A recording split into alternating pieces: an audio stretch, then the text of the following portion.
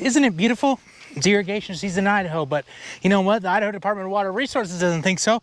No. They basically told 6,400 customers, 500,000 farm acres that, hey, we're cutting your water off.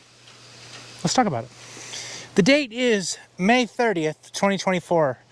A letter stating that 6,400 customers and 500,000 acres of water is being shut off, was delivered to said customers from the head of the Idaho Department of Water Resources. Government cronies doing their best to hurt small businesses and Americans in a free country. Again, what does this really mean? And why did the Idaho Department of Water Resources send a letter to these people, to these farmers and other users, but mostly farmers, right? First off, you kind of need to understand how the water works in Idaho. So there's two typical farm users. There is the surface water users. The big one you need to know about today is Twin Falls Canal Company. There's Northside Canal Company, Milner-Gooding Canal, which has the American Falls Canal Company, or Bigwood Canal Company that delivers American Falls water and Bigwood, blah, blah, blah, blah. And then there's the groundwater users. So the canal companies or the surface water companies have senior water rights. That means that their rights are older. Obviously, the surface water was developed first back in the day before we had wells and electric pumps and everything that could reach down deep in the water. So those rights were developed first, so they are senior. They are above, they are better than the groundwater rights. But then you have groundwater users. A lot of eastern Idaho, where most of the water was curtailed, has groundwater rights. Now, basically what had happened is there's agreement going back and forth between the Surface Water Coalition and the groundwater users for mitigation of water being drawn out of the aquifer and causing issues. If you ask groundwater people, they will say that the aquifer is at the same height or higher than it was in 1950 when they first started pumping water, and that what they do to mitigate, they've been holding up their end of the deal. The Surface Water Coalition is saying that no, you did not hold up your end of the deal, and there was a 74,000 acre and 100 acre feet shortfall. And basically what that companies to is basically 12 days of water in the canal company. And then on the other side, you got the groundwater guys. Well, that's from 2021 when we were in one of the worst droughts possible. We are in 2024 where the water year is actually pretty incredible. We had a lot of carryover water from 2023 because the winter of 22 and 23 was a pretty good winter. We had good water last year. We had a good winter this year, and so the water is plentiful. There is no reason that the head of a government agency should be able to shut off farmers on May 30th, 2024, when they've already invested millions, if not billions of dollars into cropland. And somebody might say that I'm being a little bit exaggerative on the money.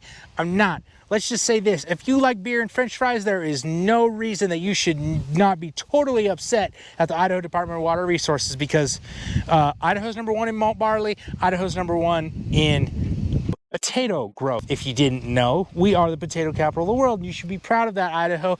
Guess what? And also, people, if you didn't know, Idaho is like a freaking agriculture powerhouse, like just completely freaking loaded. And we produce a lot, and I mean a lot of crops, a lot of commodities for sale. We are very important to the United States agriculture industry.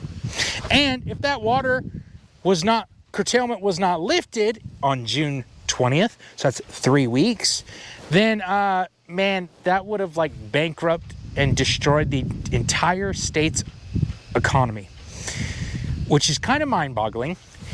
And some people say, well, why would a government agency so blindly do something like that? Well, first off, if you want to dig really deep and get all conspiracy theory on you, they're putting in a cobalt mine. That's a huge water user. The cobalt's used for the Department of the Defense. The feds want it done. The federal government is not very friendly right now, especially to conservative states who don't have many regulations, i.e. Idaho. Second off, Meta is also putting in a data center so the government can track its citizens and do what it wants to do that way. So you could take it at that. But basically what it comes down to is there was a shortfall of water. The surface water, no matter what, is senior rights. They get their water no matter what. And they're saying the groundwater guys did not do their job, blah, blah, blah. We should get all this water. You need to shut off. And so that's what happened. The government of Idaho, the governor, could have ended this like instantly, chose not to, chose to let the surface water users and the groundwater users come to an agreement. But basically all that agreement does is let water continue like normal in 2024, which doesn't do anything for 25, 26, or the future of Idaho. So we're not working together for the greater good of Idaho. So that's wonderful. Yeah, you know, just real smart around here.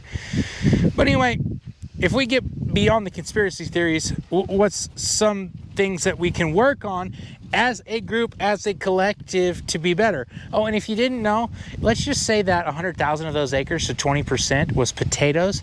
The average cost to grow potatoes in the state of Idaho is $3,500 to $5,000 an acre. That means that's $350 million to $500 million invested in only 20% of those acres. That's nuts, and that's a lot of money, and that would affect a lot of people, not only the growers but the packers and the truck drivers and the fuel delivery people and the propane suppliers and the grocery stores and the migrant workers. How many H2 workers do we have in Idaho? A lot. So it would really, really, really hurt a lot of people, and it just blatant disregard from the Idaho Department of Water Resources, which is completely unacceptable, and we need to work so that is not a possibility in the future. So, you know, I tried to make this video earlier, but I wasn't really pumped about it because honestly, this whole situation brought me down. I personally believe that Idaho is one of the best users of water in the western United States.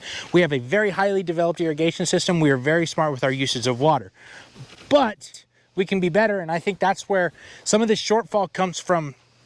I don't know if you want to call it negligence. I don't really think you could call it negligence, but really lack of some parties doing the best that we can. And number one, the Twin Falls Canal Company system is old. It needs improvement.